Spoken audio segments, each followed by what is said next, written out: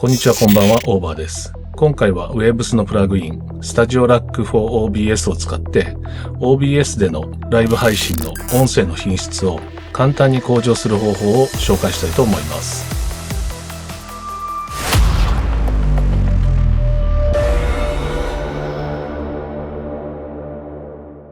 それでは OBS の画面を見ながら、どういうふうに Waves のプラグインを設定していくのか説明したいと思います。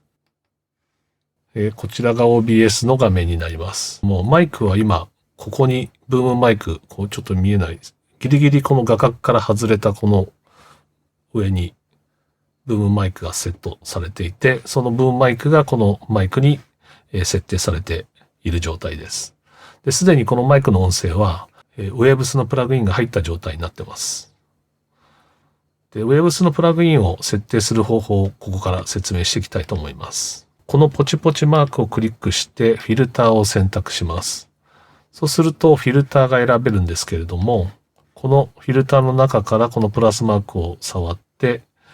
VST プラグインを追加します。で、これすでに追加してあるのがこれになります。で、VST プラグインを追加すると、ここで VST のプラグインどれを使うか選べるんですけど、今回はWaves の Studio Rack for OBS を選択します。で、選択すると、プラグインインターフェースが開けるようになるので、こうクリックして、Studio Rack を開きます。で、Studio Rack を開くと、ここがラックになっていて、ここにどんどんプラグインを追加していけるようになってます。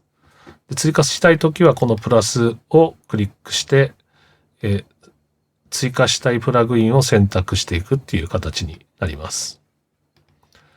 で、今回、ライブ配信におすすめのプラグインを全部入れて処理しています。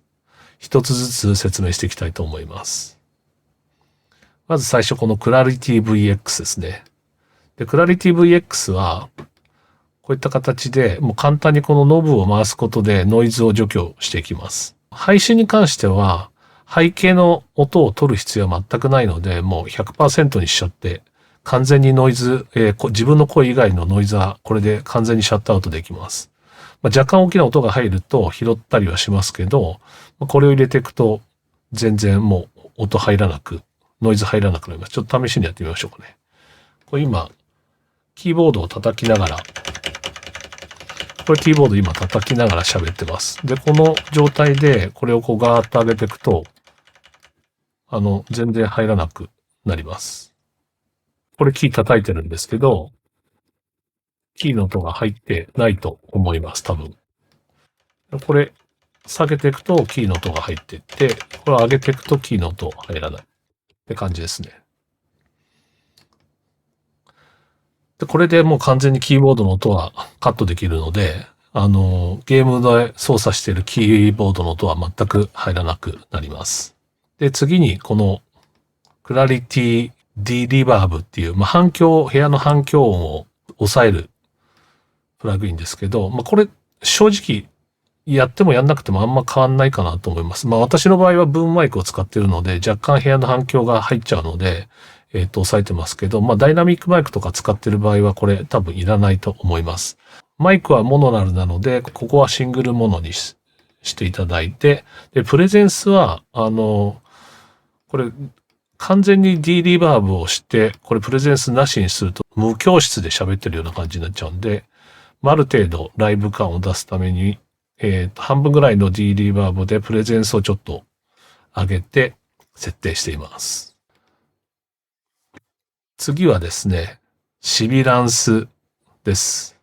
で、シビランスはここ今出てる通りなんですけど、サシスセソの視察音を自動的に検知して、その視察音が出た時に、その周波数だけを下げるプラグインになります。いろんなプリセットがあるんですけど、基本的には配信の声はボイスオーバーを設定してもらえば、そのまんまでいいです。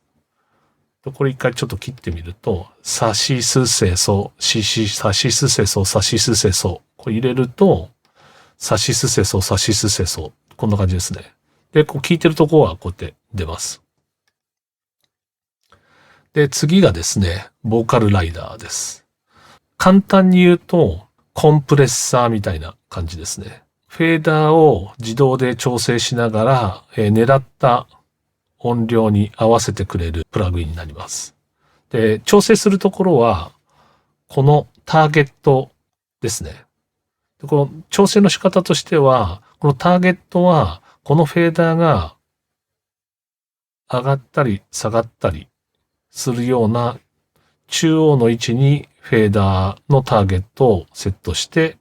やることで、ちょっとやってみますかね。これ今、多分ターゲット高すぎるので、これ下げていきます。あいうえをかきくけこ。このフェーダーが上がったり下がったりする中央値ぐらいを設定してやるとちょうどいいですね。今、普通の声で喋って、小さい声で喋って、大きい声で喋って、上がったり下がったりする、中央ぐらいにして、このフェーダーはですね、フェーダーの後位置はどれぐらいこのフェーダーの操作をするかの幅を規制します。上と下ですね。これ独立して設定できるので、自分でどれぐらい大きくすれば大きくするほど音はフラット、要は調整幅がでかくなるので、狙った音圧にフェーダーが動きます。これをある程度ちっちゃくすると調整する幅は狭くなるので、声の幅は広くなるってことになります。あと中央値もいじれるので、普段これを真ん中にしておけばプラスマイナス0だし、常に上にフェーダーを置いておきたいんであればこれを上に上げとくっていう形になりますね。これをやると、全体的に音圧が下がってしまうので、通常これだけを使うときはこのアウトプットのゲインを上げて全体的に下がったボリュームをこれで持ち上げるっていうことをしますけど、今回ラックに入れてるので、最終的にはラックのところでそれを調整していきます。ほぼ音量は決まったので、このアウトプットのボリュームを合わせます。で、アウトプットのボリュームは、今、このゲージを見ると、だいたいあいうえをかきくけこ、ただいまマイクのテスト中。この15ぐらいになってます。で、これは、配信の時はだいたいこのピークが5を打つか打たないかぐらい、マイナス 5dB ぐらいになるように調整するので、今だいたい10、大きな声を出して10ぐらいなんで、ここ5ぐらい上げちゃいます。そうすると5ぐらい上がって、ピークが5になって、配信的にはちょうどいいぐらいの音声になります。もう少し上げてもいいかもしれないですね。7ぐらい。はい。こんな感じですね。最後にこの EQ を説明していくんですけど、正直この EQ は設定しなくてもいいと思います。で、私の場合は、ローカット入れて、一番上もカットして、部屋の反響の周波数だけ削って、高音を若干持ち上げてる感じですね。これはもう本当に好みの問題なので、やってもやらなくてもどちらでもいいです。あと、Waves のスタジオラックのいいところは、このプラグインがこういうふうに、いくつもラックに入れていけるだけではなくてですね、このラック全体でどれぐらい遅延が発生しているかがわかります。これ右クリックすると、この下に出てるんですけど、このプラグイン単独で遅れが 42ms で、ラック全体では 86.7ms 遅延が発生しています。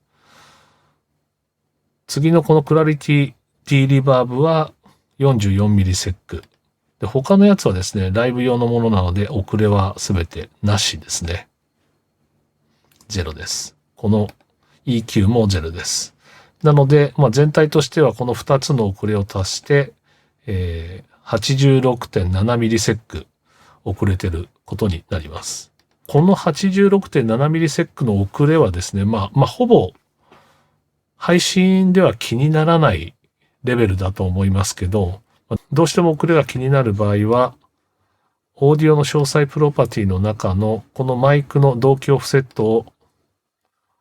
マイナス86に設定します。そうすることで、マイク以外の音が 86ms 遅れることになるので、完全にマイクと他の音が同期が取れます。でこれがですね、スタジオラックに VST のプラグインを入れていく方法になります。で、ここに紹介したプラグインはライブ配信ではかなりおすすめのプラグインなので、これだけ入れとけば、ノイズがなくて音質もいい配信が簡単に実現できると思います。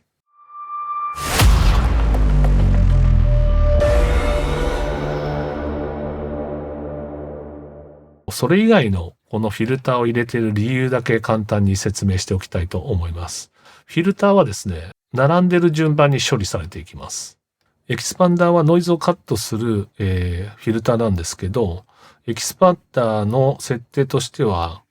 この式値をマイナス40にして、比率を2対1にすることで、このマイナス 40dB 以下の音はですね、完全に消すわけではなくて、マイナス 40dB の音は2分の1に削減することで、自然に小さい音はほぼカットされると思って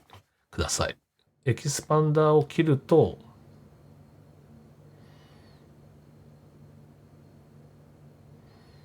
こんな感じで今見てもらった通り、この辺でビロビロビロって暗騒音が入ってるのがわかると思います。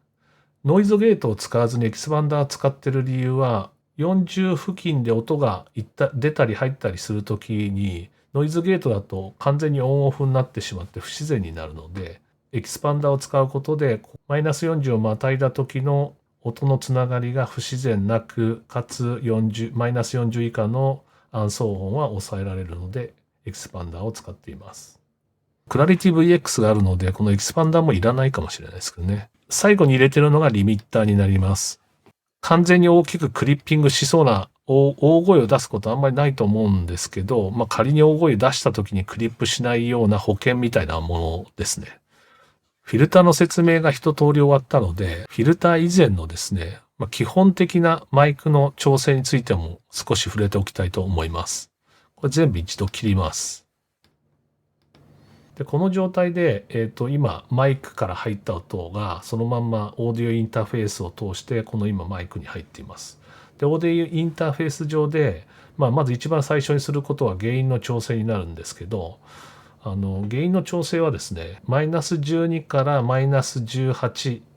普通に喋ってマイナス 18dB ぐらいになるぐらい、ちょっと大きめな声を出してマイナス 12dB ぐらいになるようにゲインを調整しています。その後、フィルターで説明した通り、最終的にマイナス5を目指してゲインを最終調整するっていう形になります。